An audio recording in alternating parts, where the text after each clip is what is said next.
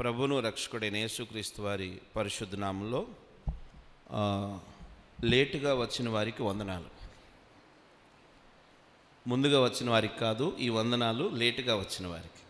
Okay, మన మధ్య ప్రభు రక్తమునకు శరీరమునకు సాదృశ్యమైన బల్ల ఉంచబడి ఉంది. బల్లలో చేయబోయే ముందు కొద్ది మాటలు పరిశుద్ధ గ్రంథమైన బైబిల్ నుండి మనం చూడటానికి ప్రయత్నం చేద్దాం. ఆయన బల్ల శ్రేష్టమైనది, ఆయన కార్చిన రక్తం పరిశుద్ధమైనది, ఆయన మన కొరకు నాగటి చాళ్ళ వలె దున్నబడి ఆయన ఆ క్రమాన్ని మనకు అనుగ్రహించిన వానిగా ఉంటున్నాడు. బల్ల ఏదో ప్రసాదం కాదు, తినకపోతే ఏదో అవుద్దని, తింటే ఏదో వస్తుందని భ్రమలో ఉండాల్సిన అవసరం కూడా లేదు. ఆయన రక్త శరీర అంటే ఆయన పానీయము, ఆయన స్వాస్థ్యం లేకపోతే ఆ రొట్టె దేన్ని సాదృశ్యంగా తెలియజేస్తుందంటే మనకు ఆయనలో కలిగిన సహవాసానికి గుర్తు.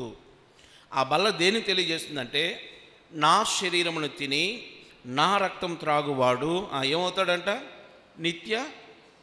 చెప్పండి, ఆరాధన ఎటు ఆరాధించలా, వాక్యాన్ని చెప్పండి. నా శరీరమును తిని నా రక్తం త్రాగువాడు ఏమవుతాడంట? నిత్య జీవం. అంటే ఆయనతో సహా పాలి భాగస్థులం అవడానికి, ఆయన బిడలంగా ముద్ర వేయబడ్డానికి ఆయన మనకి ఆ అవకాశాన్ని పదే పదే మనకు అనుగ్రహిస్తూ వస్తున్నారు. యాకోబు రాసిన పత్రిక, పరిశుద్ధ గ్రంథమైన బైబిల్లో యాకోబు పత్రిక 3వ అధ్యాయము 2వ వచనాన్ని అందరం కలిసి చదువుకుందాం. యాకోబు పత్రిక 3వ అధ్యాయము 2వ వచనాన్ని అందరం కలిసి చదువుకోవడానికి ప్రయత్నం చేద్దాం. యాకోబు పత్రిక 3వ అధ్యాయము 2వ వచనం. అనేక విషయములలో తీశారు. అనేక విషయములలో మనమందరము తప్పిపోవుచున్నాము.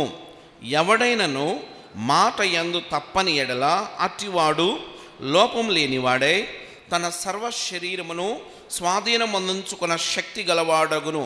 ఇక్కడ ఒక నిమిషం ఆగి 10వ వచనానికి వద్దాం.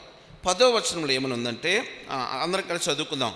ఒక్క నోటి నుండియే ఆశీర్వచనమును శాపవచనమును బయలు వెళ్ళును. నా సహోదరులారా ఇలాగుండకూడదు. మళ్ళీ చెప్దాం ఆ చివరి ఆఫ్ని. ఇలాగున నా సహోదరులారా ఇలాగున ఉండకూడదు. ఎస్, దేవుడు ఈ వాక్యాన్ని మన వెనుకల్లో దీవించునుగాక. ఆమె చెప్దామండి. ఆమెన్. యాకోబు పత్రిక 3వ అధ్యాయాన్ని 4వ అధ్యాయాన్ని ఇలా చెప్పుకోవాలంటే కొన్ని మాటలే చెప్పుకుంటాం. ఇంటికెళ్ళి ధ్యానం చేస్తే అద్దం మన ముందు పెట్టుకుంటే అద్దంలో మన ముఖంలో ఉన్న ప్రతి మచ్చ, ప్రతి డాగు, ప్రతి లోపం ఎలాగున సుస్పష్టంగా కనిపిస్తుందో వాక్యం అనే అద్దం ప్రత్యేకంగా ఈ 3-4 అధ్యాయాల్లో మనలో ఎక్కడ తప్పిపోయామో, ఎక్కడ తొలగిపోయామో, ఎక్కడ ఆయన స్వరూప్యానికి ప్రక్కగా వెళ్ళిపోయామో చాలా స్పష్టమైన మాటలు అక్కడ కనిపిస్తూ ఉంటాయి. 3-4 అధ్యాయాలలో 4 ప్రాముఖ్యమైన మాటలు ఉన్నాయి. 4 అంశాలు ఉన్నాయి అనుకుందాం. చాలా అంశాలు ఉన్నాయి. ఒక 4 అంశాలని ధ్యానం చేసుకుందాం సమయాభావాన్ని బట్టి.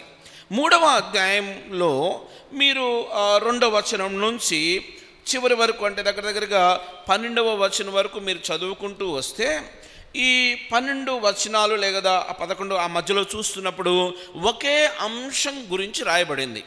ఏంటి ఆ అంశం అంటే మాట యందు. ఇందాక మనం చదువుకున్నాం, మనము అనేక విషయములలో మనందరము తప్పిపోయి ఉన్నాము, అలాగున ఉండకూడదని 10వ వచనంలో చూసాం.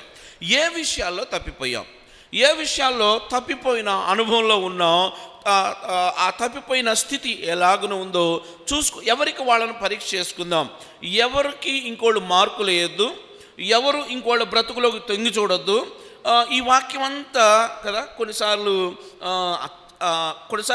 కొన్ని స్టేట్మెంట్లు ఇలా ఇస్తూ ఉంటారు జనాభా. ఏంటంటే ఈరోజు వాక్యం అంతా మా ఆవిడికేనండి కదా. భార్య కూడా తెలివైన భార్య అంటది, ఈరోజు మా ఆయనకి గుండెల్లో గుణపం తీసి గుచ్చినట్లు ఉందండి కదా. భర్తలకి భార్యలకి కాదు, ఎవరి కడుపుకు వాడు ఎలాగ తినాలో, ఎవడి ఆత్మీయ స్థితిని సరిచేసుకోవాల్సిన విషయంలో కూడా వాడు శ్రద్ధ కలిగి ఉండాలి. ఓకే, ఇక్కడ మళ్ళీ తిరిగి వెనక్కొద్దాం. 4 ప్రాముఖ్యమైన మాటలు ఉన్నాయి. నా మటుకు నేను, మీ మటుకు మీరు చెక్ చేసుకోవడానికి ప్రయత్నం చేద్దాం.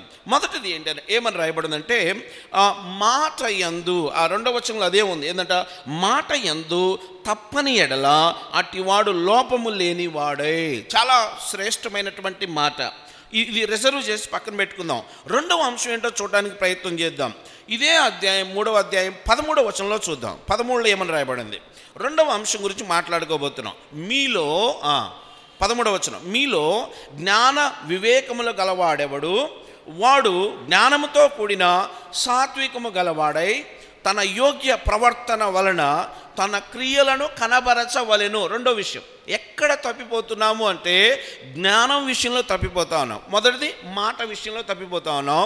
2వది దేవుని జ్ఞానాన్ని కనబరిచే విషయంలో తప్పిపోతా ఉన్నాం. అలాగనే 4వ అధ్యాయంలోనికి కూడా వెళ్ళినట్లయితే 4వ అధ్యాయం 10వ వచనంలో స్పష్టంగా ఎక్కడ తప్పిపోతున్నాం ఇంకొక అంశం కనిపిస్తుంది. 10వ వచనం ఏమని రాయబడింది?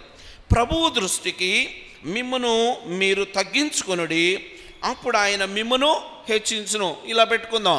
తగ్గించుకునే విషయంలో తప్పిపోతా ఉన్నాం. ఎన్ని మాటలు చెప్పాను? 3 మాటలు. ఆకలిగా ఉన్నప్పుడు ఇలాంటి విషయాలు అస్సలు గుర్తుండవు, నాకు కూడా తెలుసు. మరలా జ్ఞాపకం చేసుకోవడానికి ప్రయత్నం చేద్దాం. 1 మాట యందు తప్పిపోతా ఉన్నాం. 2 దైవికమైన జ్ఞానమందు తప్పిపోతా ఉన్నాం.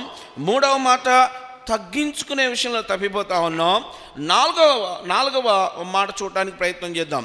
ఇదే 4వ అధ్యాయము 12వ వచనం చూస్తే మనకు అర్థమవుతుంది. ఏమని రాయబడి ఉంది?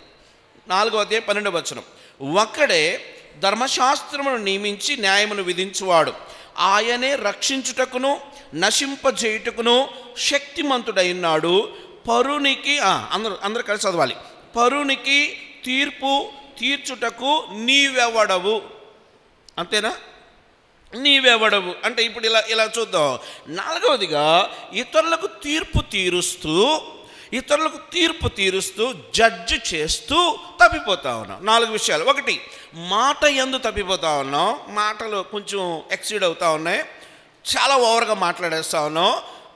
దేవుడు చూస్తున్నాడనే భయం కానీ, దేవుడికి లెక్క చెప్పాలనే భయం కానీ లేదు. ఆ విషయం తర్వాత చూద్దాం. 1 మాట యందు తప్పిపోతా ఉన్నాం. 2వది దైవికమైన జ్ఞానాన్ని కనబరచవలసిన వారం అజ్ఞానుల వలె ప్రవర్తిస్తూ ఉన్నాం.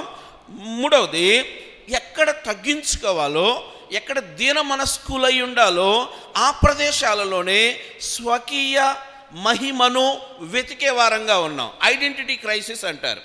ఐడెంటిటీ క్రైసిస్ అంటే గుర్తించకపోతే హృదయంలో పెద్ద బాధ ఉంటుంది. అంటే ఈ ఐడెంటిటీ క్రైసిస్ దేవుని పిల్లలకు తగదని దేవుడే చెప్తున్నాడు. అంటే తగ్గింపు విషయంలో తప్పిపోతా ఉన్నాం. 4వదిగా మనం చాలా టైంని ఇతరులను జడ్జి చేయడానికే వాడుతూ ఉన్నాం. అంటే ఇతరుల బతుకులకు మార్కులు వేస్తూ కూర్చోవడమే మన పని అయిపోయింది.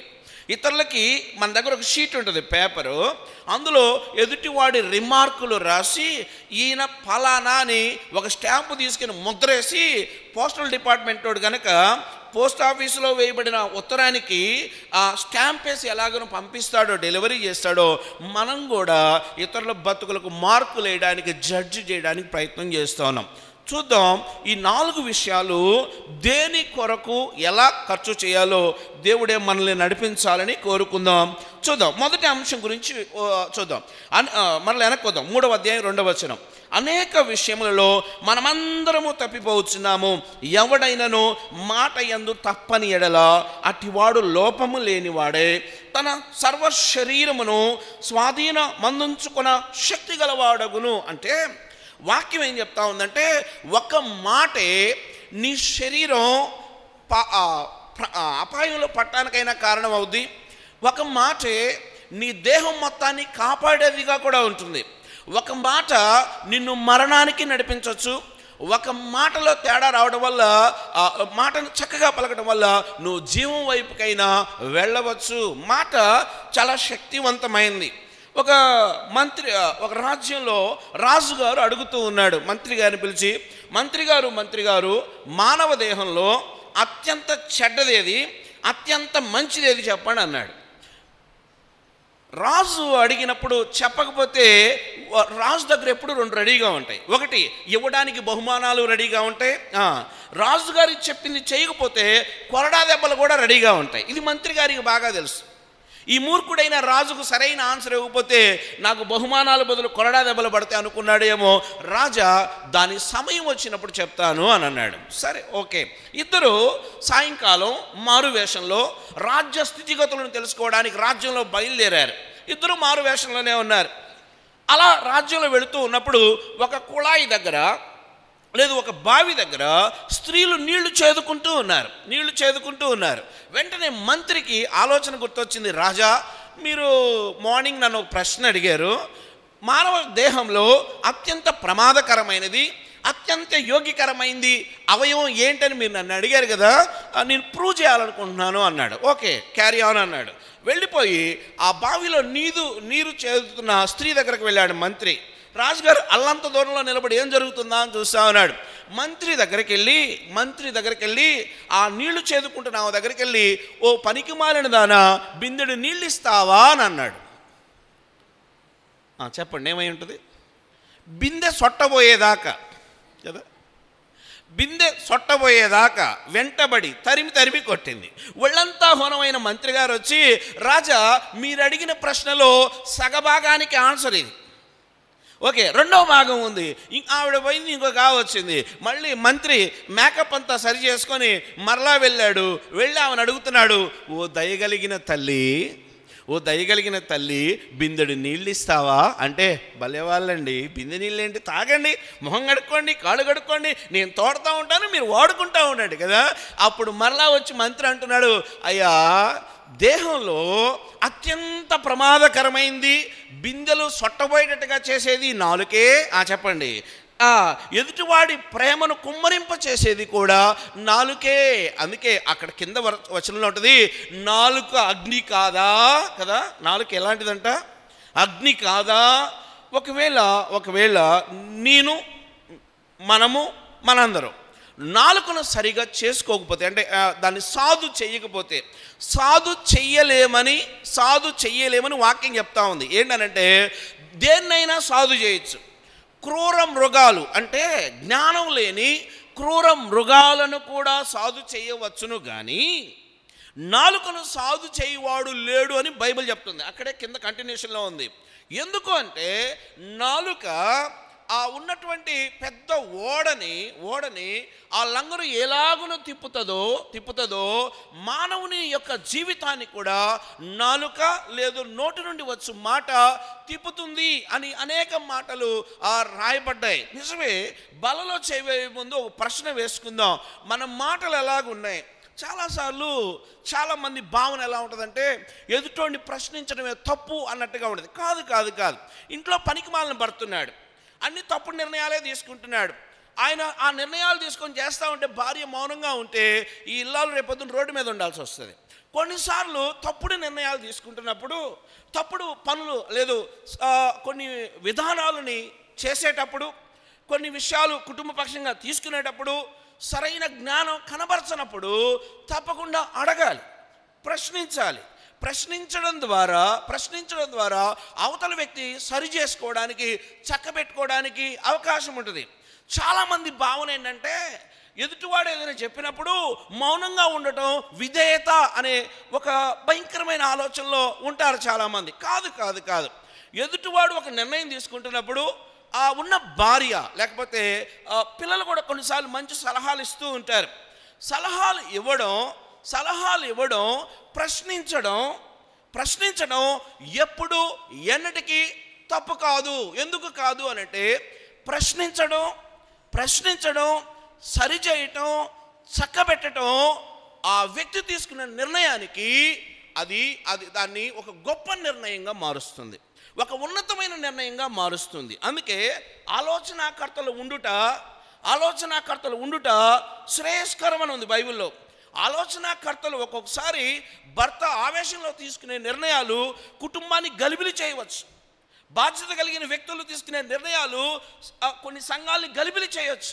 అప్పుడు చిన్నవాడిచ్చే చిన్న సలహా కూడా ఆ నిర్ణయాన్ని బలపరుస్తూ ఉన్నతంగా మారుస్తుంది. ప్రశ్నించడం ఎప్పుడు తప్పు కాదు, అయితే ఆ ప్రశ్నించే ఉద్దేశమే జాగ్రత్తగా లేకపోతే తప్పు. ప్రశ్నించే ఉద్దేశం సరిగా లేకపోతే తప్పు. ప్రశ్నించటం ఎప్పటికీ తప్పు కాదు. అలా ప్రశ్నించడం వల్ల నిర్ణయాలు తీసుకునే వాళ్ళు మంచి నిర్ణయాలు, దైవికమైన నిర్ణయాలు తీసుకోవడానికి అవకాశం ఉంటుంది. ఇంటి యజమానిని సంగమునకు శిరస్సు క్రీస్తు అయితే ఇంటికి ఎవరంట శిరస్సు భార్యకి. నేను శిరస్సు లాంటి నన్నే కోచింగ్ చేస్తావా అంటే చాలాసార్లు ఇలాంటి థింకింగ్లో ఉన్నప్పుడు దైవికమైన చిత్తం చేయటం కుదరదు. అది ఎక్కడైనా సరే. అంటే ప్రశ్నించడం ఎప్పుడూ తప్పు కాదు, కానీ ప్రశ్నించే వాని యొక్క ఉద్దేశం ఏమిటో ఆ ఉద్దేశాన్ని దేవుడు చాలా స్పష్టంగా చేస్తాడు. మాట్లాడటం తప్పు కాదు, మాట్లాడాలి. దేవుడు జ్ఞానం ఇచ్చాడు, మాట్లాడాలి. కానీ నీ మాట వెనుకున్న ఉద్దేశం, నీ మాట బయటికి వెళితే అది చేసే ఆ హడావుడి ఇదంతా కూడా దృష్టిలో పెట్టుకొని మాట్లాడాలి. అందుకే మాట గురించి చాలా మాటలు ఉన్నాయి. నేను అవన్నీ చెప్పను. ఎందుకు చెప్పనంటే ఇవన్నీ మీరు రెగ్యులర్గా చదువుకున్నాయే. ఒకటి చెప్తా, ఏంటంటే మాట ఎంత నష్టాన్ని చేస్తుందో చెప్పను, ఎందుకంటే ఆ నష్టం అందరూ అనుభవించుంటారు. గ్యారంటీగా బైబిల్లో కూడా ఆ మాటలు కనిపిస్తూ ఉన్నాయి. అయితే మృదువైన మాట ఎంత ప్రోత్సాహకరంగా ఉంటుందో అది మాత్రమే చెప్తా. మాట ఎంత నష్టపరుస్తుందో మీకు బాగా తెలుసు, చాలా బాగా తెలుసు. మాట్లాడుకోవడం వల్ల సంబంధాలు తెగిపోతాయి, మాటలు మీరడం వల్ల సంబంధాలు తెగిపోతాయి, మాటలు మీరడం వల్ల పొందే సహాయం కూడా రాదు. మాట సరిగా లేకపోతే వ్యక్తిత్వాలు గాయపడతాయి, మాట సరిగా లేకపోతే ఐక్యత రాదు. మాట సరి చేసుకోకుండా సమాధాన పడదాం రండి, ఐక్యంగా ఉందాం రండి, మనందరం దేవుని పిల్లలు అంటే కుదరదు. నువ్వు సరి చేసుకోకుండా, నీ తప్పు నువ్వు తెలుసుకోకుండా సమాధానం నువ్వు వెతికితే అది నీ దగ్గరకు రాదు. ఐక్యతని మాట చెబితే కుదరదు. ఐక్యతకు పునాది అయిన మాట సరిగా ఉండాలి. ఐక్యతను ధృవీకరించే, దృఢపరిచే నీ మాట ఎలాగుంది. చాలామంది ఈ రోజున ఇష్టానుసారంగా మాట్లాడుతూ ఉన్నారు. దైవజనులను దూషించే వాళ్ళు, లేకపోతే దేవుని పరిచయం చేసే వాళ్ళని కూడా తేలిగ్గా మాట్లాడేస్తూ ఉన్నారు. నోరు ఎంత దూరం వెళ్తూ ఉందంటే చాలా భయంకరంగా అనకూడని మాటలు కూడా అనే స్థాయికి. జాగ్రత్త, దేవుడు చూస్తూ ఉన్నాడు. దేవుడు పెట్టే వాత చాలా భయంకరమైంది. దేవుడి ఆశీర్వాదం కూడా అంతే గొప్పగా ఉంటుంది. హద్దు మీరితే శృతి మించితే దేవుడు సైతం కూడా దాన్ని యాక్సెప్ట్ చేయడు. ఓకే, బైబిల్ గ్రంథంలో మాట ఎంత కార్యం చేస్తుందో మీరు ఇంటికి లేదా ఎన్ని చదువుకోండి, టైం లేదు కాబట్టి నేను చెప్పను. సామెతల గ్రంథం 18వ అధ్యాయం 21వ వచనం. మాట మంచిదైతే ఏం జరుగుతుందో చూద్దాం. సామెతల గ్రంథం 18వ అధ్యాయము 21వ వచనం ఏమని రాయబడింది? చాలా ప్రాముఖ్యమైన మాట. జీవ మరణములు నాలుక వశము కదా. ఒకడికి అంటే ఎంత శక్తివంతమైందో చూడండి. నాలుక జీవాన్నైనా ఇచ్చేది నాలుకే, ఎదుటోడికి మరణాన్ని ఇచ్చేదైనా నాలుకే. జీవమైనా ఇస్తుంది. అంటే నీ మాట దేవుని మాట అయితే అది ముద్రించబడి అనేకుల బ్రతుకులకు వెలిగిస్తూ ఉంది. కృష్ణా జిల్లా అక్కడ కూడా ఒక తాళ్ళూరు అనే విలేజ్ ఉంది. ఆ తాళ్ళూరు అనేటువంటి విలేజ్లో మీటింగ్ జరుగుతూ ఉంది. ఆ మీటింగ్లో వాక్యం చెప్తూ ఉంటే ఆ మాట చెప్తూ ఆ వాక్యంలో ఒక వ్యభిచార సంబంధమైన స్త్రీ తన బ్రతుకును మార్చుకుంటే దేవుడు ఎంత కార్యం చేస్తాడో చెబుతూ ఉన్నప్పుడు ఒక స్త్రీ సరుకులు కొనడానికి షాప్కి వచ్చింది. ఎక్కడి నుంచో శబ్దం వింటా ఉంది. ఆవిడ ఒక నిమిషం ఆగి ఆ వస్తున్న వాక్యం ఏదో నా గురించే చెప్తున్నట్టుంది, నా బ్రతుకు గురించి చెప్తా ఉన్నట్టుంది అని ఆవిడ ఒక నిమిషం ఆ సంచి పక్కన పెట్టి వింటా ఉంది. ఎంత గొప్ప ఆశ్చర్యం ఏంటంటే ఆ గ్రామంలో ఆవిడ పాపాత్మురాలైన స్త్రీగా ముద్ర వేయబడింది. ఆశ్చర్యం, ఆ మృదువైన దేవుని మాటలు విన్న ఆమె ఆ సంచి అక్కడ పడేసి పరిగెత్తుకుంటూ ప్రార్థన జరిగే స్థలానికి వచ్చి పెద్దగా ఏడుస్తుంది. తర్వాత మీటింగ్ అయిన తర్వాత ఏంటమ్మా అంటే ఆ మాట నా బ్రతుకుని పట్టుకుంది. అవును, ఈ ఊళ్ళో అత్యంత చెడ్డది ఎవరు అంటే నా పేరే చెప్తారు. కానీ ఆ దేవుని మాట నన్ను ఎంత ప్రభావితం చేసిందంటే నేను దేనికోసం బ్రతకాలో, నా బ్రతుకు వెనక కలిగిన దేవుని ఉద్దేశం ఏంటో దేవుడు నాతో మాట్లాడాడు. చాలా ఆశ్చర్యం. ఎక్కడో షాపు దగ్గర ఉన్న ఒక వ్యక్తి యొక్క జీవితాన్ని దేవుని మాట ప్రభావవంతం చేసింది. ఇప్పుడు ఇలా అనుకుందాం, ఆవిడ ఆ పాపంలోనే బతుకుంటే అలాగనే చనిపోయి ఉండేదేమో రోగాలతో. కానీ ఆశ్చర్యం, ఆ ఊరిలో ఆ స్త్రీ తర్వాత రోజుల్లో పెద్ద మందిరాన్ని కట్టి దేవుని సేవ చేయడం ప్రారంభించింది. నాలుక చాలా శక్తివంతమైంది. నీ నోటి నుండి జీవపు మాటలు వస్తే, ఆదరణకరమైన మాటలు వస్తే, ప్రేమించే మాటలు వస్తే ఎంత ప్రభావం ఉంటుందంటే అది నువ్వు కూడా గ్రహించలేవు. నువ్వు కూడా దాన్ని ఆ గ్రహింపులోనికి నీకు రాకపోవచ్చు. కారణం ఏంటంటే అది తప్పకుండా ప్రభావితం చేస్తుంది. నీ మృదువైన మాట అనేకులను ప్రభావితం చేస్తారు. కొంతమంది బాసుల్లాగా ప్రవర్తిస్తారు. చిన్న పెత్తనం ఇస్తే బాసులాగా బిహేవ్ చేస్తూ ఉంటారు కదా. చాలాసార్లు ఎదుటి వాళ్ళు హర్ట్ అవుతూ ఉంటారు, చెప్పలేరు. వాళ్ళ హృదయాలను మదన పడుతూ ఉంటారు. అంటే చాలాసార్లు ప్రభు మనల్ని బాసులుగా ఉండమని చెప్పలే. ఆయన సీరియస్గా లేచి ప్రభురాత్రి భోజనం దగ్గర ఒక టవల్ తీసుకొని, ఒక బకెట్ తీసుకొని, నీళ్లు తీసుకొని ప్రతివాని పాదాల దగ్గరికి వెళ్ళడం ప్రారంభించాడు. అక్కడ ఉన్న వాళ్ళు ఆశ్చర్యపోయారు. అయ్యా, నువ్వు ఎక్కడ కూర్చోవలసినవాడు తెలుసా? అక్కడ కూర్చోవలసినవాడివి ఆ కుర్చీ దిగి ఇక్కడున్నావేంది? ఎక్కడా? మా పాదాల దగ్గర కదా. ఎందుకు అంటే దేవుడు ఈ ప్రపంచానికి, దేవుడు ఈ మానవాళికి, దేవుడు మనకు నేర్పిన గొప్ప సత్యం ఏంటంటే ఆయన తగ్గింపు అయి ఉండొచ్చు, ఆయన మాట తీరై ఉండొచ్చు, ఆయన ప్రభావవంతమైన జీవితం మనల్ని ప్రభావితం చెయ్యాలని. అంతేగాని మనల్ని మనంగానే ఉంచుకొని నేను దేవుని బిడ్డనని చెప్పడం అబద్ధం. నీ నోటి మాటలు మార్చుకోకుండా, నీ దురుసుతనం మార్చుకోకుండా, నీ యొక్క గయ్యాళితనాన్ని మార్చుకోకుండా, లేకపోతే నేను దీనురాలైన భార్యనని నువ్వు చెప్పుకుంటే కుదరదు, నీ భర్త చెప్పాలా. లేకపోతే నేను దీనుడైన భర్తను అని నువ్వు చెబితే కుదరదు, ఎందుకంటే నీ భార్య చెప్పాలా. భార్యాభర్తల మధ్య ప్రతిరోజు ఏదో ఒక గొడవ ఉంటానే ఉంటుంది. అయితే ఎన్ని ఉన్నా తిరిగి ఐక్యపరచబడడం ఒక్క క్రీస్తులోనే సాధ్యం. ఏ ఇద్దరు భార్యాభర్తల మధ్య దేవుడు ఉంటాడో, ఏ ఇద్దరు భార్యాభర్తల మధ్య దేవుడే పునాదిగా ఉంటాడో, ఏ ఇద్దరు భార్యాభర్తల మధ్య దేవుని రక్త ప్రోక్షణానుభవం ఉంటుందో, ఒకవేళ ఆవేశాన్ని బట్టి మాట్లాడుకున్న మర్రా వాళ్ళలో ఐక్యతనిచ్చువాడు దేవుడే. అంటే మాట జీవాన్నైనా ఇస్తుంది, మాట మరణాన్నైనా ఇస్తుంది. ముందుకు పోదాం. సామెతల గ్రంథం 12వ అధ్యాయం 18వ వచనం ఏమని రాయబడింది? సామెతల గ్రంథం 12వ అధ్యాయం 18వ వచనం. అని కొన్ని మాటలు ఎలా ఉంటాయంట? కత్తిపోటు అంట. అక్కడ నేను చెప్పడంలో వాక్యంలో ఉంది. ఏమందంట? మాట ఎలా ఉంటుందంట? కత్తిపోటు. ఈయన మాట్లాడితే ఎదుటోడి ఎలా ఉంటుందంటే అసలు ఇక అది చాలా కష్టం అనమాట. దాన్ని తీసుకోవడం చాలా కష్టం. కనీసం నా మాట ఎదుటోడిని బాధ పెడుతుందనే గ్రహింపులో కూడా ఉండడు. ఎంత గ్రహింపు ఉండదు అంటే, నేను మాట్లాడేది సత్యం, నేను చేసేది సత్యం, నేను చూసేది సత్యం, నా బ్రతుకే సత్యం అని తనకు తానుగా ఒక సర్టిఫికెట్ రాసుకొని మెళ్ళేసుకొని తిరుగుతూ ఉంటాడు. ఇలా తిరిగేవాడికి వాడు చేసిన తప్పును వానికి అర్థం చేసుకోవడం కూడా చాలా కష్టం. అక్కడ చాలా ప్రాముఖ్యమైన మాట చదువు కంటిన్యూషన్. కత్తిపోటు. ఆ వాక్యం కంప్లీట్గా చదివేసి పెద్దగా చదవాలి. సామెతల గ్రంథం 12వ అధ్యాయం 18వ వచనం.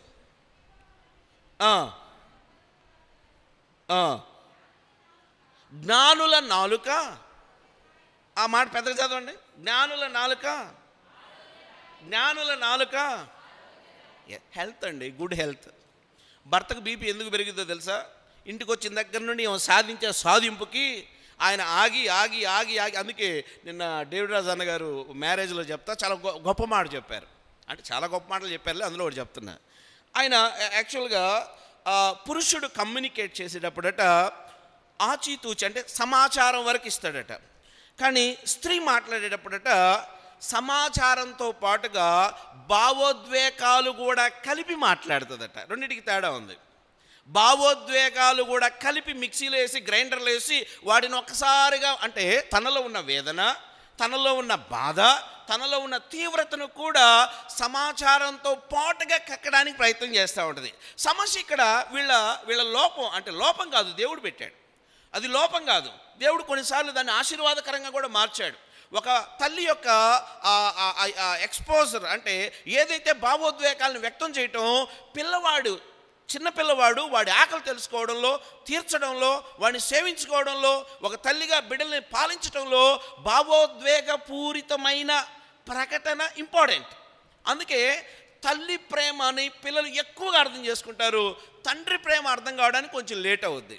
అందుకే తండ్రి దగ్గర కన్నా తల్లి దగ్గరికి రయ్యమని పరిగెట్టుకుంటూ వెళ్ళడానికి ప్రయత్నం చేస్తారు. ఎందుకంటే తల్లి కేవలం ప్రేమతో తన భావోద్వేగాలు కూడా కలిపి రంగరించి పిల్లవాడిని పెంచడానికి ప్రయత్నం చేస్తుంది. డాడీ మాటలు ఎలా ఉంటాయంటే కట్టే కొట్టే తెచ్చే అయిపోయింది, కట్టే కొట్టే తెచ్చే అయిపోయింది, ఫినిష్. కానీ తల్లి అలా కాదు, దానికి తన ప్రేమను, తన మంచిదే, దేవుడు ఏది ఇచ్చినా అది శ్రేష్టమైంది. అయితే దేవుడిచ్చిన దాన్ని ఎలా వాడుతున్నావు అనేది ప్రాముఖ్యం. సో భావోద్వేగాలు మంచివే, ఏడుపు మంచిది, భారాన్ని తగ్గిస్తుంది, ఆనందం మంచిది, నవ్వాలి, నవ్వితే నువ్వు హెల్దీగా ఉంటావు. ఇదిగో దేవుని మాటలట, అంటే జ్ఞానం కలిగిన వాడు మాట్లాడితే ఆరోగ్యకరం, అంటే హెల్దీగా ఉంటుంది. బీపీలు పెరుగుతున్నాయంటే ఇంట్లో బీపీలు ఎందుకు పెరుగుతున్నాయో తెలుసా? నాలుక సరిగా లేకపోతే బీపీలు పెరుగుతాయి, మాట సరిగా లేకపోతే బీపీలు పెరుగుతాయి. మాటకు మాట తోడైతే అగ్ని తగలబడాల్సిన నిప్పు అవసరంలా, ఇల్లు దానంతటికదే తగలబడతా ఉంటుంది. మాటకు మాట చాలాసార్లు, అంటే రెట్టించుకున్న మాటలు ప్రభావవంతంగా ఉంటాయి, సంబంధాలని బలహీనపరుస్తాయి, వారి మధ్య వ్యక్తిత్వాన్ని అర్థం చేసుకోవడానికి కుదరదు. కానీ జ్ఞానం కలిగిన మాట ఎలా ఉంటుందట? చాలా ఆరోగ్యదాయకంగా ఉంటుంది. ఒక రాజు ఉన్నాడు, ఆయన షూషాను కోటలో ఉన్నాడు, అహష్వేరోషు రాజు. ఈయన వస్తి అనే తన భార్యని తన రాజ్యంలో ఉన్న వాళ్ళందరికీ చూపించాలనుకున్నాడు. వస్తికి కబురు పంపించాడు. ఆవిడ ఏం మాట్లాడిందో, రానని ఎలా చెప్పిందో కానీ ఆ సమాచారం రాజుకు తెలిసింది. ఆశ్చర్యం ఏంటంటే ఆ వస్తి స్థానంలో ఇంకొక ఆవిడ వచ్చి కూర్చుంది. ఎవరావిడ? చాలామంది వచ్చి కూర్చున్నారు, అందులో ఒక దయగలిగిన తల్లి ఉంది. ఎవరావిడ? ఎస్తేరు. ఈ ఎస్తేరు ఒకసారి తన జనాంగాన్ని కాపాడుకోవడం కోసం వేళలో, సమయంలో, పిలవబడిన సమయంలో రాజు ముందు నిల్చోవలసి వచ్చింది.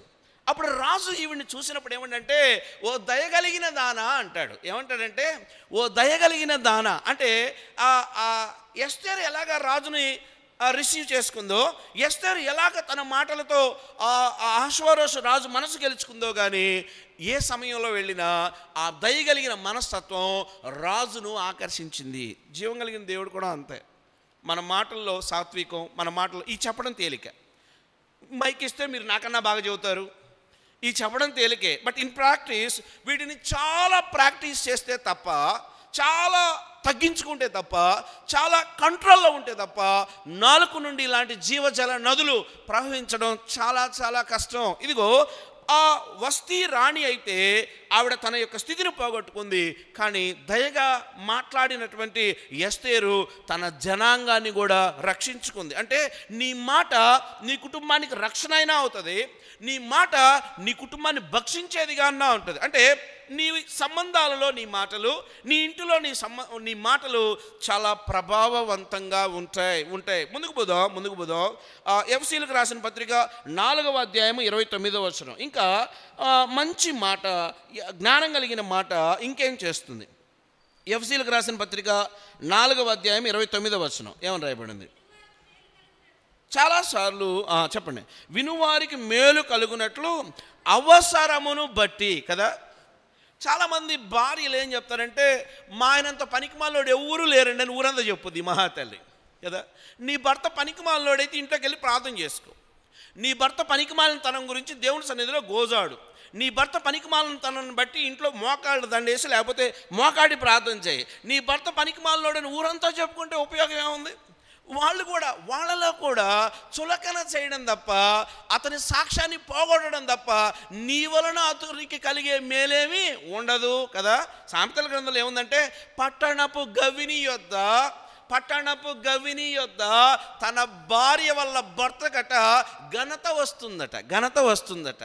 పట్టణపు గవిని అంటే పట్టణపు గవిని అంటే ఎక్కడ నలుగురు కూర్చొని మాట్లాడుకుంటారో, ఎక్కడ కొన్ని పెద్దలు చేరతారో అక్కడ ఈ భార్య చూపించే ప్రేమను బట్టి అక్కడ ఘనత వస్తుంది. చాలాసార్లు ఇంటి విషయాలు దేవుని సన్నిధిలో చెప్పే కన్నా, దేవునికి చెప్పే కన్నా, ఇంటి విషయాలు దేవునితో మాట్లాడే కన్నా లోకులతో మాట్లాడడం వల్లే ఎక్కువ పలచన, ఎక్కువ చులకన, ఎక్కువ కుటుంబానికి సాక్ష్యం లేకుండా చేసుకోవడం, ఎక్కువగా కుటుంబాన్ని రోడ్డు మీద పడేసుకోవడం.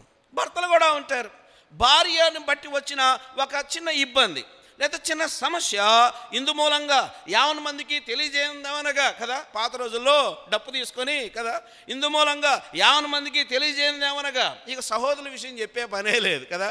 ఎదుటోడి బలహీనత మీద కూర్చొని రాజ్యం చేయాలనుకుంటాడు అవతలోడు. ఎందుకో తెలుసా, ఎదుటోడి బలహీనతను తెలిసినప్పుడు అతని దగ్గరికి వెళ్ళి, అయ్యా నీ గురించి ఇలా అనుకుంటున్నారు, నీలో ఈ బలహీనత ఉన్నట్టుగా కనిపిస్తుంది, సరి చేసుకో, చక్కబెట్టుకో, దీని నుండి బయటికి రా, ప్రభు నీకు సహాయం చేస్తాడని చెప్పడం పోయి, ఈయన అసలు చేసినోడికి చెప్పకుండా ఇంకొక గుంపు ఉంటుంది, ఆ గుంపు మొత్తానికి చెప్పి మొత్తానికి వీడిని ఆడుంచాలి, ఇక్కడ ఉంచాలి కదా, ఒక తాకీదు రాసేస్తారు. ఇక వీడికి ఎక్కడా కూడా నో ఎంట్రీ కదా. ఏది దైవికం, ఏది దైవికం కాదు, ఏది దైవికం? తప్పు తెలిసినప్పుడు వెళ్ళి అతని దగ్గరకు తీసుకొని అతని ఆ విషయం నుండి బయటకు వచ్చి తిరిగి దేవుని సేవించేటట్టుగా చేయడం దైవికమా, లేకపోతే టేబుల్ డెసిషన్స్ తీసుకొని ముద్రేసి స్టాంప్ వేసి వీడు పనికిరాడని నిర్ణయించడం దేవుని యొక్క ఉద్దేశమా? చాలాసార్లు మన నిర్ణయాలు మన యొక్క ఇచ్చలను బట్టి నడుస్తూ ఉన్నాయి, దేవుని వాక్యాన్ని బట్టి నడవడంలే. అందుకే చాలా తప్పులు దొరుకుతూ ఉన్నాయి, చాలా సమస్యలు వస్తూ ఉన్నాయి, ఐక్యత రావడంలే, సమాధానం రావడంలే. ఎందుకు రావడం లేదని ఆలోచించే పరిస్థితి లేదు. ఒక భర్తగా, ఒక భార్యగా సమాధానాన్ని వెదకి వెంటాడినప్పుడు, సమస్య ఏంటో ఇద్దరు తెలుసుకున్నప్పుడు ఆ కుటుంబాన్ని అద్భుతంగా వాళ్ళు పాలించగలుగుతారు. ఇది జరగడంలే. మిరియాము అక్క ఎవరామా? మోషే కూషు దేశపు స్త్రీని చేసుకున్నాడంట. ఎవరిని చేసుకుంటే ఈమెకు వచ్చిన బాధ ఏంది? ఈవిడ సభ్య సమాజంలో ఏమంటుందంటే, మోషేకే నా దేవుడు కనపడ్డాడు, మోషేనే నా దేవుడు ఏర్పాటు చేసుకున్నాడు, మమ్మల్ని ఏర్పాటు చేసుకోలేదా, మమ్మల్ని ఎన్నుకోలేదా, మేము కాదా రాగాలు చేస్తూ ఉంది. ఈ రాగాలు ఒక ఆయన విన్నాడు, ఆయన వచ్చి సాక్ష్యం చెప్తాడు, మోషే ఈ భూమి మీద ఉన్న వారందరిలోకెల్లా మిక్కిలి ఎంత గొప్ప మాట. ఏమంటే ఎవరికి బాగా తెలుస్తుంది చెప్పండి? ఇప్పుడు దేవుణ్ణి అలాగ ఉంచుదాం. చిన్నప్పటి నుంచి మిరియాం అక్క మోషేతోనో పెరిగింది, మోషేతోనే తింది, మోషేతోనో లేకపోతే ఆ సహవాసంలో కొనసాగింది. ఇన్ని ఎరిగిన అక్క మిరియాం అక్క ఇష్టం వచ్చినట్లుగా మాట్లాడుతున్నప్పుడు ఆ అంశంలోకి ఎవరు కలగజేసుకున్నాడు తెలుసా? దేవుడే కలగజేసుకున్నాడు. జాగ్రత్త, నోరుందని ఇష్టం వచ్చినట్టుగా మాట్లాడితే దేవుడు కలగజేసుకుంటాడు. నోరుందని ఇష్టానుసారంగా పెద్ద చిన్న వావి వరుస లేకుండా మాట్లాడితే దేవుడు కలగజేసుకుంటాడు. ఇష్టం వచ్చినట్టుగా మాట్లాడి దైవ సేవకుల్ని, దేవుని పిల్లల్ని, లేకపోతే బాధ్యత కలిగిన వారిని, ఆ బాధ్యతలు చేస్తున్న వారిని కదా, బాధ్యతలు చేస్తున్న వారి మీద రాళ్ళు వేయటానికి ప్రయత్నం చేస్తే దేవుడే కలగజేసుకుంటాడు. ఇంటి యజమానికి చులకన చేసి మాట్లాడితే దేవుడు కలగజేసుకుంటాడు. ప్రేమించవలసిన భార్యని ఒక విచ్చలవిడిగా మాట్లాడేస్తే దేవుడు కలగజేసుకుంటాడు. దేవుడిచ్చిన బిడ్డల్ని బహుమానాలుగా పెంచకపోతే దేవుడు కలగజేసుకుంటాడు. అంటే సంబంధాల్లో, బాంధవ్యాల్లో మాట చాలా ప్రభావవంతమైంది. అది జీవాన్ని ఇస్తుంది, లేదు మరణాన్ని ఇస్తుంది, అది ఆరోగ్యాన్ని ఇస్తుంది, అది క్షేమాభివృద్ధిని కలగజేస్తుంది. ఇక నేను ఎక్కువ మాటలు చెప్పను, ఒక అంశం గురించి ఎక్కువ చెప్పేసుకున్నాం. మీరు ఇంటికి వెళ్ళింది చదువుకునేవారైతే సామెతల గ్రంథం 15:4 నోట్ చేసుకోండి. మరలా మీరు ఇంటికి వెళ్ళి రిఫర్ చేసేవాళ్ళైతే మత్తయి సువార్త 12వ అధ్యాయము 36-37 వచనాలు చూడండి. అక్కడ ఏమని ఉందంటే, మీ మాట లెక్క చెప్పాలి అని ఉంది. మీరు మాట్లాడే మాట ఒక రోజున దేవునికి లెక్క చెప్పాలి అని ఉంది. అలాగే సామెతల గ్రంథం 16వ అధ్యాయం 24 వచనంలో ఏముందంటే, మీ మాట తేనెలాగా, మీ మాట తేనె అంత తీయగా మధురంగా ఉండాలి అని అక్కడ రాయబడి ఉంది. సో అవి రిఫర్ చేసుకోండి. సో మన మాట చాలా ప్రాముఖ్యమైనది. ఆ మాట చాలా జీవితాలను ప్రభావితం చేస్తుంది. మన మాట తీరుని మార్చుకుందాం. మన మాట అక్కడ మరలా తిరిగి యాకోబు పత్రిక 3వ అధ్యాయము 9-10 వచనాలు చదివి తర్వాత పాయింట్కి వెళ్ళిపోదాం. యాకోబు పత్రిక 3వ అధ్యాయం 9-10 వచనాలు ఏమన్నది అక్కడ? యాకోబు పత్రిక 3వ అధ్యాయం 9వ వచనం, దీనితో తండ్రి అయిన ప్రభువును స్తుతింతము. చెప్పండి. దీనితోనే దేవుని పోలికగా పుట్టిన మనుషులను, ఏమండి ఇక్కడ దేవుడు నేరేట్ చేస్తున్నాడు. ఎలాగంటే మనిషి అంటే నీ తోటోడేమి ఆషామాషియోడు కాదు. బాగా గుర్తుపెట్టుకోవాలి. అక్కడ ఏమన్నది దేవుని మామూలుగా మనిషిని అనొచ్చు, అక్కడ అలా అనలా, ఒక యాడ్జెక్టివ్ యాడ్ చేయబడింది. ఏంటో తెలుసా? దేవుని పోలికగా పుట్టిన మనుషుని. అంటే మనిషి చాలా విలువైన వాడండి. నీ నీ నీ సోదరుడు నీకు చాలా విలువైన వాడు. నీకు ఎవరిచ్చారో తెలుసా? దేవుడే ఇచ్చాడు. అది ఎవరైనా ఉండొచ్చు. నీకు తోటి మనిషి దేవుని ప్రేమను నీకు అర్థం చేయడానికి, దేవుని యొక్క ఆలోచన విధానాన్ని నీకు తెలియజేయడానికి, దేవునితో కలిసి నడవడానికి తోటి మానవుడు అవసరమని దేవుడే అనుకున్నాడు. ఆదాముకు ఆదాముని ఇవ్వాల. ఏమండి, ఒకళ్ళకి కేవలం తోడే అంటే ఆదాముకు ఆదామునిస్తే సరిపోద్ది. ఆదాముకు ఆదాముని ఇవ్వాల. ఆదాముకు ఎవరు ఇవ్వబడ్డారు? అవ్వమ్మ. అంటే సంథింగ్ కొంత డిఫరెంట్గా దేవుడే. నీకు భార్యని దేవుడిచ్చాడు, నీకు భర్తను దేవుడిచ్చాడు. జాగ్రత్త జాగ్రత్త, దేవుడిచ్చాడు. ఏమన్నది అక్కడ? ఏమన్నా దేవుని పోలికగా పుట్టిన మనుష్యుని ఏం చేస్తామంటే అక్కడ ఏం చేస్తున్నాం? చదవట్లే ఎవరు? దేవుని పోలికగా పుట్టిన మనుషులను శపింతుము. 10వ వచనం, ఒక నోటి నుండి ఆశీర్వచనమును శాపవచనమును బయలువెళ్ళును. నా సహోదరులారా ఇలాగున ఉండండి అన్నదా?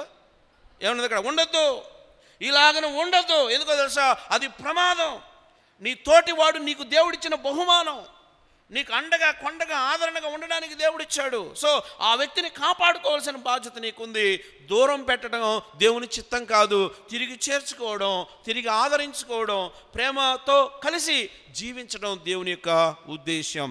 మాట యందు మనం సరి చేయబడాలి. సమయం అయిపోయింది, ముందుకు పోదాం. నేను మిగతా పాయింట్లు చాలా స్పీడ్గా క్లోజ్ చేయడానికి ప్రయత్నం చేస్తాను. 3వ అధ్యాయం 13వ వచనం ఏమని రాయబడింది? యాకోబు పత్రిక 3వ అధ్యాయం 13వ వచనం. రెండో మాట ఏంటి? రెండవ అంశం ఏ విషయంలో తప్పిపోతున్నాం? ఒకటి మాట యందు రిజర్వ్ చేసి పక్కన పెట్టుకుందాం. రెండవది జ్ఞానమందు. 13వ వచనం, మీలో జ్ఞాన వివేకములు గలవాడెవడు? వాడు జ్ఞానముతో కూడిన సాత్వికము గలవాడై తన యోగ్య ప్రవర్తన వలన తన క్రియలను కనబరచవలెను. చాలా శ్రేష్టమైన మాట. ఈ జ్ఞానం అనే మాటకి ఇంగ్లీష్లో 2 పదాలు ఉన్నాయి. ఒకటి విజ్డమ్, రెండవది నాలెడ్జ్ అనే 2 పదాలు ఉంటాయి. నాలెడ్జ్ అంటే ఏంటి? విజ్డమ్ అంటే ఏంటి? నాలెడ్జ్ అనే మాటకి ఏమన్నారంటే understanding of the facts and information. అంటే నాలెడ్జ్ అంటే తెలుసుకోవడం. అంటే అర్థం ఏంటంటే నీవు ఏ సమాచారాన్ని అంటే ఏదైనా ఒక సమాచారాన్ని నువ్వు తెలుసుకొని అర్థం చేసుకోవడమే నాలెడ్జ్. ఏదైనా ఒక అంశాన్ని నువ్వు తెలుసుకొని అర్థం చేసుకోవడం నాలెడ్జ్. అయితే విజ్డమ్ అంటే ఏంటో తెలుసా? నాలెడ్జ్కి ఎక్స్టెన్షనే విజ్డమ్. నాలెడ్జ్కి ఎక్స్టెన్షనే విజ్డమ్. విజ్డమ్ అంటే ఏంటంటే నువ్వు తెలుసుకున్న దానిని, wisdom is the ability to apply the knowledge with good judgement, experience, insight. నీకో విషయం తెలిసింది, వెరీ గుడ్, బాగా తెలుసుకున్నావు, చాలా బాగా తెలుసుకున్నావు. అయితే నీవు తెలుసుకున్న దానిని బట్టి, నువ్వు తెలుసుకున్న దానిని నువ్వు ఎలా, ఎప్పుడు, ఎక్కడ, ఎలా ప్రవర్తిస్తావో అది జ్ఞానం. అది జ్ఞానం. మళ్ళీ చెప్తా, నాలెడ్జ్ అంటే విషయ సమాచారాన్ని తెలుసుకోవడం మంచిది. నీకు తొందరగా అర్థమవుద్ది. కొంతమందికి వాక్యం వెంటనే అర్థమవుద్ది.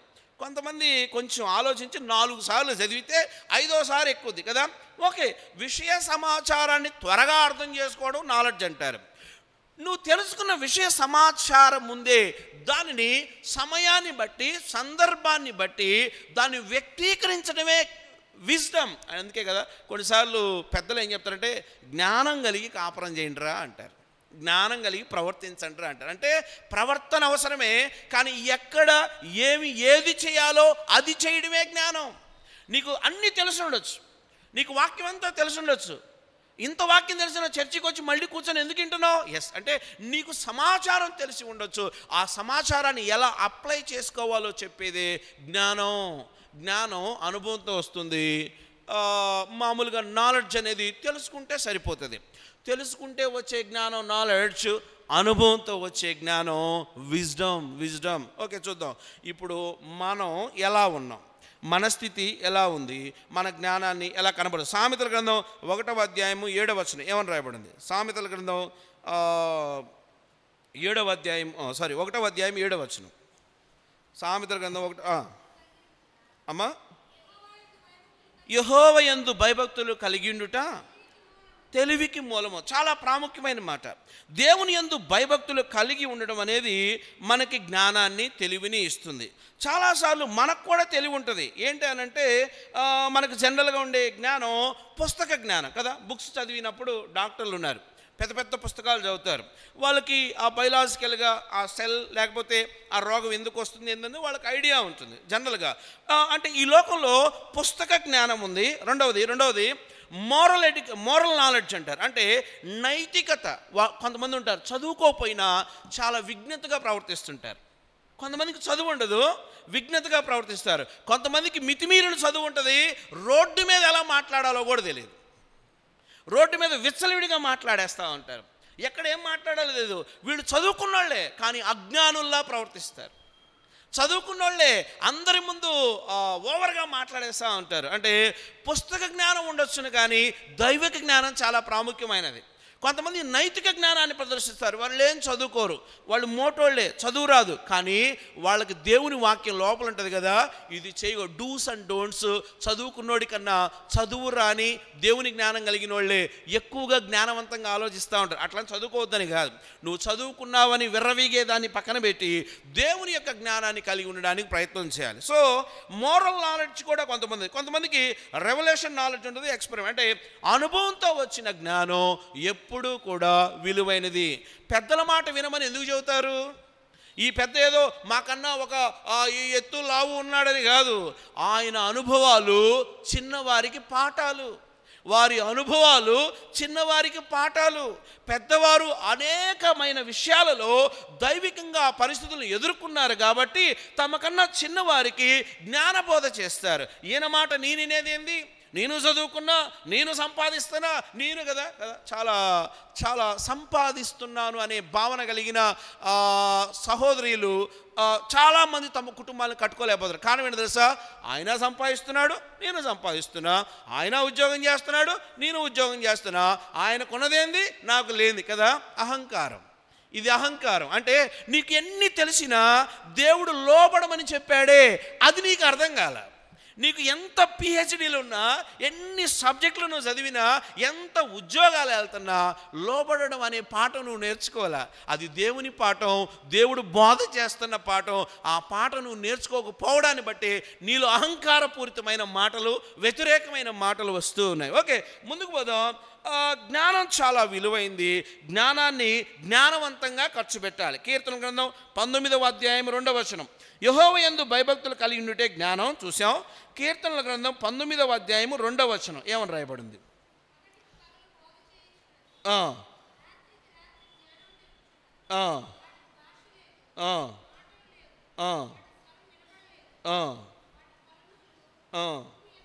పగటికి పగలు బోధ చేయుచున్నది, రాత్రికి రాత్రి జ్ఞానము తెలుపుచున్నది. అంటే అర్థం ఏంటంటే దేవుని గాడ్స్ క్రియేషన్లో, యూనివర్స్లో ప్రతిదీ కూడా దేవునికి లోబడే ఉంటుంది. గాలి ఆయనకు లోబడుతుంది, అందుకే విసరమన్న చోట విసురుద్ది. సముద్రం ఆయనకు లోబడుద్ది, పొంగమన్న చోట పొంగుద్ది. అంటే సమస్త సృష్టి ఆయన మాట వింటది, సమస్త జీవరాశులు ఆయన మాట వింటాయి. ఎందుకంటే ఆ వినడమే దేవుడు వాటికిచ్చిన జ్ఞానం, వినడమే దేవుడు వాటికిచ్చిన జ్ఞానం. కానీ ఆశ్చర్యం తెలుసా, దేవుని పోలికలో పుట్టిన మానవుడు మాత్రం దేవుని జ్ఞానానికి లోబడేవాడిగా లేడు. అంటే ఇంత తెలిస్తే, ఇంత అర్థమైతే మొత్తం నాకు తెలుసు అనే భ్రమలో బ్రతుకుతూ ఉంటాడు. పగలకు ఎందుకు బోధ చేస్తూ ఉంది, రాత్రికి ఎందుకు బోధ చేస్తూ ఉంది? ఏం బోధ చేస్తుందంటే ఒకటే బోధ. ఏంటో తెలుసా? మనము ఎవరమైనా దేవునికి లోబడాలి. ఇది జ్ఞానం, ఇది దైవికమైన జ్ఞానం. వాక్యానికి లోబడాలి. పెద్దలకి దైవికంగా ఒక నిర్ణయం తీసుకున్నప్పుడు లోబడాలి, లేకపోతే సలహా ఇచ్చినప్పుడు లోబడాలి, లేదు దేవుడు నీతో మాట్లాడుతున్నప్పుడు లోబడాలి. అంటే ఇంత మాట్లాడుతున్నా లోబడే స్వభావం లేదంటే జ్ఞానహీనుడా అని పిలుస్తాడు. అంటే మన జ్ఞానం కొన్నిసార్లు వెర్రి తలలు వేసేదిగా ఉంటుంది. అందుకే కింద మనం చదివిన యాకోబు పత్రికలోనే నువ్వు ఎక్కడైనా ఒక విశ్వాసిగా జ్ఞానాన్ని కనబరచాలంటే నీ జ్ఞానంలో ఇవి ఉండాలి. నువ్వు జ్ఞానిని అని చెప్పుకోవాలనుకుంటే, నాకు మంచి జ్ఞానం ఉంది అని నువ్వు అనాలంటే, నువ్వు సర్టిఫికేట్ ఇచ్చుకోవాలంటే నీ జ్ఞానంలో ఇవి ఉండాలి. నేను వాక్యం చెప్తున్నా, బయట మాటలు చెప్పలే. యాకోబు పత్రిక 3వ అధ్యాయము 17వ వచనం చదువుదాం. ఏమని రాయబడింది? యాకోబు పత్రిక 3వ అధ్యాయం 17వ వచనం. అయితే పైనుండి వచ్చు జ్ఞానము మొట్టమొదట ఏందంట, నువ్వు జ్ఞానం కనబరుస్తున్నప్పుడు నీ జ్ఞానం ఎలా ఉండాలంటే చాలా పరిశుద్ధమైన జ్ఞానం అయి ఉండాలి. జ్ఞానం అంటే నువ్వు ఏదన్నా నిర్ణయం తీసుకున్నా, ఏదైనా సలహా ఇచ్చినా, ఏదైనా పని చేయాలనుకున్నా, నీ నిర్ణయాలు, నీ ఉద్దేశాలు, నీ తీర్మానాలు పవిత్రంగా ఉండాలి. రాజకీయాలు ఉండకూడదు. అంటే అర్థం ఏంటంటే, కొన్నిసార్లు మనం ఏంటంటే మనకు నచ్చిన వాళ్ళని దగ్గర తీసుకుంటాం, మన మాట విన్నట్టుగా కనపడినోడు భుజాల మీద చేయేస్తాం, వాడినే ఎక్కడికన్నా తీసుకెళ్ళే ప్రయత్నం అది కాదు. అక్కడ దేవుని ఉద్దేశం ఏంటంటే, నువ్వు అందరినీ ఒకే కోణంలో ప్రేమించగలగాలి, నువ్వు అందరినీ ఒకే రకంగా రిసీవ్ చేసుకోగలగాలి, నువ్వు అందరినీ చూసే దృష్టి కూడా ఒకటై ఉండాలి, నువ్వు అందరినీ ఒకే దృష్టితో చూడాలి, అందరినీ ఒకేలా రిసీవ్ చేసుకోవాలి, అందరి మీద ఒకే ప్రేమను చూపించాలి. అప్ అండ్ డౌన్స్ ఉన్నాయంటే నువ్వు కనపరుస్తున్న జ్ఞానంలో పవిత్రత లేదు. గుర్తుపెట్టుకో. కొంతమంది మీద హై ఎక్స్పెక్టేషన్స్. కొంతమంది పిల్లల్ని పెంచేటప్పుడు తల్లిదండ్రులు చాలా బుద్ధిహీనతలు కనిపిస్తాయి. ఎలాగో తెలుసా? వీడు పుట్టాడు ఇల్లు కట్టాం, ఈ రెండోది పుట్టిందే అన్నీ పోయినాయి కదా. నువ్వు చేసిన దిక్కుమాలిన పనులు పిల్లలకు అంటగడతావా కదా. పిల్లలు దేవుడిచ్చిన బహుమానాలు. పెద్దోడు పుట్టాడంట, అన్నీ కలిసి వచ్చినాయంట, చిన్నది పుట్టిందంట, మొత్తం ఊడ్చుకుపోయిందంట. ఈ పనికిమాలినోడు లాంటి పనికిమాలను ఆడతాడు. ఆ పిల్లలు పిల్లలు ఏమంటారు తెలుసా? నేను పుట్టానంట అన్నీ పోయినాయి అంట, నేను పుట్టాయంట అన్నీ పోయినాయి అంట, నేను నష్టజాతకురాలని ఇలా అంటారండి, అనుకుంటారు. ఇలా అనుకునేవాళ్ళు చాలామంది ఉన్నారు. పిల్లల్లో సైకలాజికల్గా నేను పుట్టడం వేస్ట్ అనుకునేవాళ్ళు ఉన్నారు తల్లిదండ్రుల వల్ల. Because of parents. తల్లిదండ్రులకు ఏం మాట్లాడాలో పిల్లల ముందు తెలియక నష్టజాతకురాలు, వీళ్ళు కాదు కదా. ఈ మధ్య ఒక కొత్త ట్రెండ్ స్టార్ట్ అయింది. దేవుడిచ్చిన బహుమానాల కన్నా ఇవ్వని బహుమానాల కోసం అర్రులు దాచి వాక్యాన్ని కూడా పక్కన పెట్టి పరిగెత్తే ఒక విచిత్రమైన నేచర్, ఒక దుర్మార్గపు స్వభావం కదా. దుర్మార్గపు స్వభావం. నాకు తెలిసిన ఆంటీ ఒక ఆవిడ తెనాల్లో, ఆవిడ 3 ఆడపిల్లలు పుట్టారు. ఆవిడ మళ్ళీ దైవజనుల దగ్గరకు వచ్చి ప్రార్థన చేయండి అంది. ఏంటి సంగతి అంటే, నేను మళ్ళీ ప్రెగ్నెంట్ అంది. అప్పటికి ఎంతమంది ఉన్నారు? ఎంతమంది? 3. అమ్మ, ఈ రోజుల్లో నలుగురిని పెంచడం చాలా కష్టం, నువ్వు తీసుకుంటున్న నిర్ణయం కరెక్ట్ కాదేమో అంటే ఆవిడ అంటది, దేవుడు నాతో మగబిడ్డని ఇస్తానని ఏం చేశాడంట? వాగ్దానం చేశాడట. 4 కూడా ఆడపిల్లే, మళ్ళీ 5 రెడీ. పాస్టర్ గారు ప్రార్థన చేయండి. పాస్టర్ గారికి ఎంత దైవజనుడి కోపం వచ్చిందంటే, బుద్ధిహీనురాల అజ్ఞానంతో ప్రవర్తిస్తూ ఉన్నావు, జాగ్రత్త, ఇలాంటి వాటి కొరకు ప్రార్థన చేయడానికి నా దగ్గరకు రాబాకు అంటే, ఈ పాస్టర్ గారు ఇంతే, దేవుడు నాకు వాగ్దానం చేశాడు మగపిల్లని. ఎంతమంది తెలుసా? 6 ఆడపిల్లలకి అంది. ఎంతమంది? పెంచలేక, 6 ఆడపిల్లలు పెంచలేక వదిలేసింది. అట్లా రోడ్డు మీద వదిలేసింది. కొంతమంది ఏమి నేర్చుకుంటారో అర్థం కాదు, వాక్యం ఏం చెప్తుందో అర్థం కాదు. ఎంత బుద్ధిహీనంగా ప్రవర్తిస్తారంటే, వాళ్ళని దేవుడే కలగజేసుకోవాలి, వాళ్ళ బతుకులతో దేవుడే మాట్లాడాలి. వాళ్ళకు మనుషులు మాట్లాడితే అర్థం కాదు, ఎందుకంటే వారు తాము కలిగి ఉన్నదని జ్ఞానం అనుకుంటారు, కానీ వారి జ్ఞానంలో అపవిత్రత ఉంది. జ్ఞానంలో ఏముండాలో చూడండి. ముందుకు పోదాం, టైం లేదు. జ్ఞానం పవిత్రమైందై ఉండాలి. రెండవది, జ్ఞానం నువ్వు కనపరిచే జ్ఞానం ఎలా ఉండాలో తెలుసా? సమాధానకరమైంది ఉండాలి. బాగా గుర్తుపెట్టుకోవాలి. నువ్వు నీ జ్ఞానాన్ని కనబరుస్తున్నావంటే, నీ వల్ల కుటుంబాలు కట్టబడుతున్నాయంటే, నీ వల్ల విడిపోయిన వాళ్ళు తిరిగి చేర్చబడుతున్నారంటే, నీ వల్ల సమాధానం అందరిలో కలుగుతుందంటే నీది దేవుని జ్ఞానం. నీ వల్ల మనుషులు విడిపోతున్నారంటే, నీ వల్ల జనాభా కొట్టుకుంటున్నారంటే, నీ వల్ల ఖండాలుగా విడిపోతున్నారంటే అర్థమేంటో తెలుసా? నీ జ్ఞానం దెయ్యపు జ్ఞానం. నేను అనడంలా, దేవుడు అన్నాడు, నా మాటలు ఏం కాదు, అక్కడ కింద కంటిన్యూషన్లో రాయబడింది. నీది దేవుని జ్ఞానమే అయితే అది పవిత్రంగా ఉండాలి, నీది దేవుని జ్ఞానం అయితే అది సమాధానకరంగా ఉండాలి. కంటిన్యూషను, సులభముగా లోబడునది. తర్వాత కనికరం ఉండాలి. నీ జ్ఞానం దేవుని జ్ఞానం అయితే చాలా గ్రేస్ఫుల్గా ఉండాలి. గ్రేస్ కదా, కనికరం ఉండాలి, జాలి కలగాలి. నీ జ్ఞానం నీకు జాలి కలిగేటట్లు చేయాలి. పరిస్థితులను బట్టి ఆ స్థితిగతులను బట్టి నువ్వు స్పందించేవాడిగా ఉండాలి. ఆ తర్వాత మంచి ఫలములతో నిండుకొనిదై ఉండాలి. ఎలాంటి ఫలాలంట? దేవుని జ్ఞానం మంచి ఫలం ఇస్తుందండి. దేవుని జ్ఞానంతో నింపబడడం నీ జీవితంలో అది ఉన్నతమైన అనుభవాలు వెళ్ళేట్టుగా పొందుకునేట్టుగా చేస్తుంది. కంటిన్యూషన్. మంచి ఫలములతో నిండుకొనేది, పక్షపాతమైనను ఏముండదంటే జ్ఞానంలో వన్ సైడ్ డెసిషన్స్ కదా, వన్ సైడ్. మనకు నచ్చనోడు ఏదైనా సలహా ఇస్తే మనకు ఎందుకో అది నచ్చదు, మంచిదైనా. మనకు నచ్చనోడు మనకు ఏదైనా సలహా ఇస్తే వాడు ఎంత మంచి సలహా ఇచ్చినా వాడు నచ్చడు. మనకిష్టమైనోడు ఒక పనికిమాలిన సలహా ఇచ్చినా అది ఏదో వేదవాక్కులాగా, అదేదో దేవుడే ఆకాశాన్ని తెరిచి చూపించినట్టుగా రిసీవ్ చేసుకోవడం ముందే చాలా నువ్వు నిజంగా జ్ఞానివైతే, నువ్వు దేవుని బిడ్డవే అయితే, దేవుని జ్ఞానాన్ని కనబరిచేవాడివి అయితే, పక్షపాతమైనను అంటే వన్ సైడ్ ఉండవు. నువ్వు అందరినీ పక్షపాతమైనను, తర్వాత వేషధారణైనను లేనిదై ఉన్నది. ఓకే, మీరు ఇంటికి వెళ్ళిన తర్వాత ఎన్ని బ్రీఫ్గా చదువుకోండి. సో మన జ్ఞానం దేవుని జ్ఞానమా, మన జ్ఞానం దెయ్యపు జ్ఞానమా? 15వ వచనంలో ఉంది అక్కడ, యాకోబు పత్రిక 3:15 ఏముంది అక్కడ? ఈ జ్ఞానము పైనుండి దిగి వచ్చినది కాక భూ సంబంధమైనదై ప్రకృతి సంబంధమైనదై దయ్యముల జ్ఞానము వంటిది. ఎస్, పవిత్రత లేకపోతే, సమాధానం లేకపోతే, కనికరం లేకపోతే నీ జ్ఞానం నువ్వు కనబరిచినప్పుడు అనేకులకు దీవెనకరంగా లేకపోతే అది దెయ్యపు జ్ఞానమే. నీ ఆలోచనలు తప్పు, నీ బుర్రలో దెయ్యాలు ఉన్నాయి, అవి దూరం చేసుకోకపోతే నీకు నీ కుటుంబానికి నష్టం. ఓకే, ముందుకు పోదాం. 2 మాటలు చెప్పాం. 2 మాటలకి ఇంత టైం అయింది, ఇంకా 2 మాటలు కదా, త్వరగా క్లోజ్ చేస్తా. ఓకే, మాట యందైనను, రెండవది జ్ఞానమందైనను. 3వ మాట చూద్దాం, తగ్గింపు. 4వ అధ్యాయం 10వ వచనం ఏమని రాయబడి ఉంది?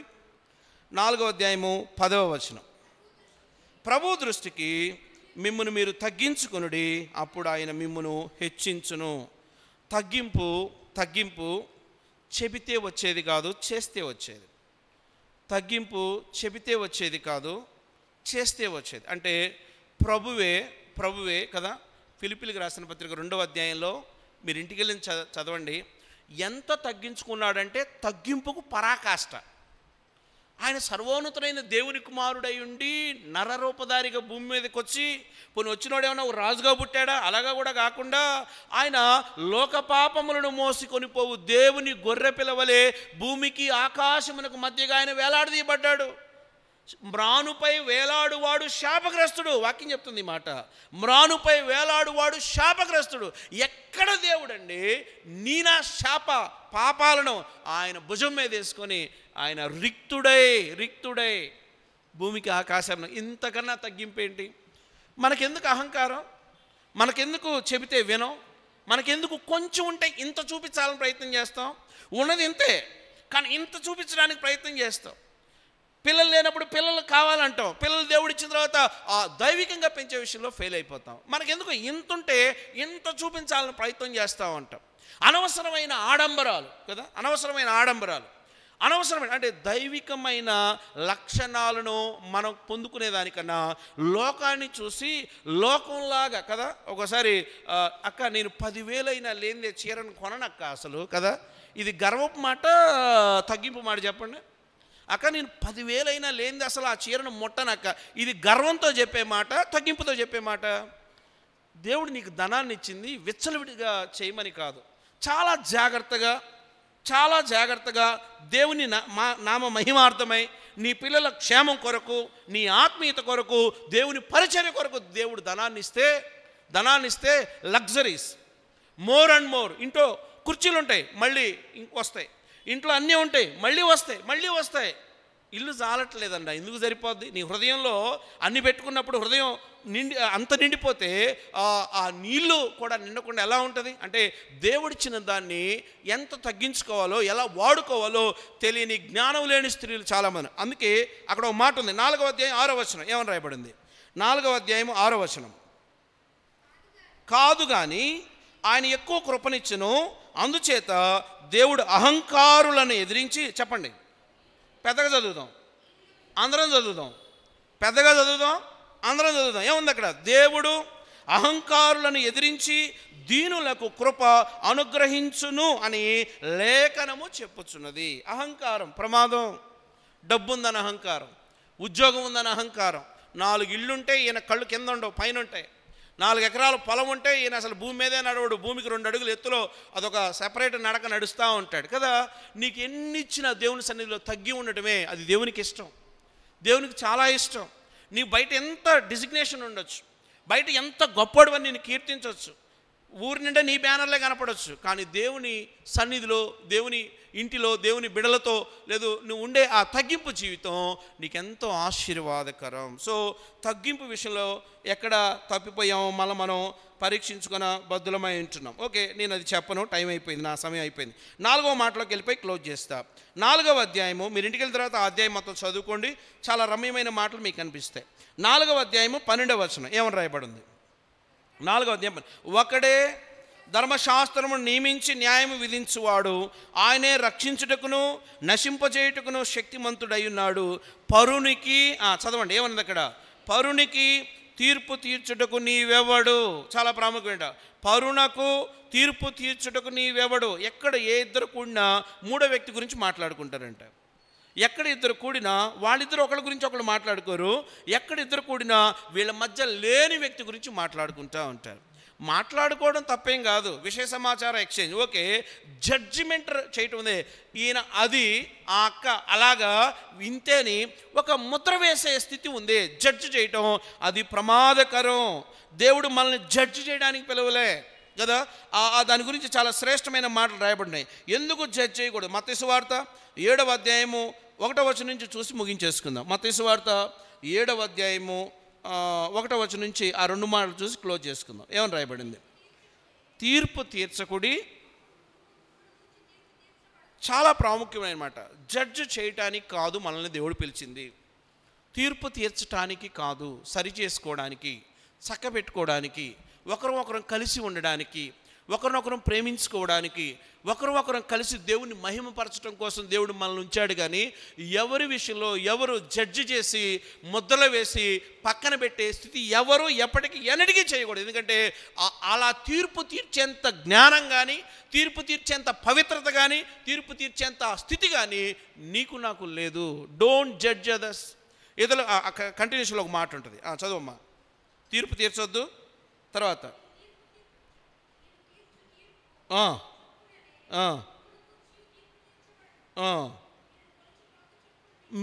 మీరు ఏది కొలుస్తారో కదా. మన దగ్గర ఓ స్కేల్, ప్రతి ఒక్కరి దగ్గర ఒక స్కేల్ ఉంటుందట. ఈ స్కేల్తో మనం కొలుచుకునే కన్నా ఎదుటోళ్ళని కొలవటం ఎక్కువగా చేస్తూ ఉంటాం. సో ఈ స్కేల్ తగ్గట్టుగా లేరు కాబట్టి వీళ్ళు పనికి రానని ఒక ముద్ర వేసేస్తాం. జాగ్రత్త, ఇతరులకు తీర్పు తీర్చు నరుడా, నువ్వు తీర్పులోనికి వస్తావు. జాగ్రత్తగా ఉండాలి. అంటే 4 ప్రాముఖ్యమైన విషయాలు చూస్తాం. 1 మాట యందు సరి చేసుకోవాలి, 2 జ్ఞానమందు సరి చేసుకోవాలి, 3 తగ్గించుకునే విషయంలో మనం సరి చేసుకోవాలి, 4వదిగా ఇతరులకు తీర్పు తీర్చే విషయంలో మనం చాలా జాగ్రత్తగా ఉండాలి. అలాగే మనం పరీక్ష చేసుకుందాం, యోగ్యకరమైన రీతిలో దేవుని బలలో చేయవేయడానికి ప్రయత్నం చేద్దాం. కళ్ళు మూసుకుందాం, తల్ల వంచుదాం, ప్రార్థన చేసుకుందాం. మన మధ్య పెద్దలు మరిన్ని గారు ఉన్నారు.